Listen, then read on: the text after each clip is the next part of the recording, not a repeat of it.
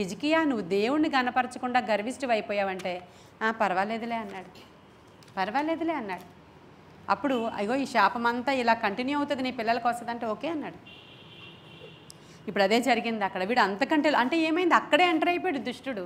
వాళ్ళ పిల్లల దగ్గరికి ఎంటర్ అయిపోయాడు. చూసారా, మరి అందుకనే తల్లిదండ్రులు చాలా జాగ్రత్తగా ఉండాలి అని చెప్తాను నేను. నువ్వు సరిగా లేకపోతే, నీ క్యారెక్టర్ సరిగా లేకపోతే, నీ బిహేవియర్ సరిగా లేకపోతే నువ్వు ప్రతిదాన్ని టేక్ ఇట్ ఈజీ తీసుకుంటావు. ఏం పర్లేదులే, పర్లేదు చర్చ మానేయండి, నో ప్రాబ్లం, ఏం పర్వాలేదులే అలాగే అంటారు పాస్టర్ అమ్మగారు. ఏం పర్లేదులే మనం చెప్పకుండా చేసేద్దాం. ఇవి జరుగుతాయి, క్యాజువల్గా మీరు చేస్తారు.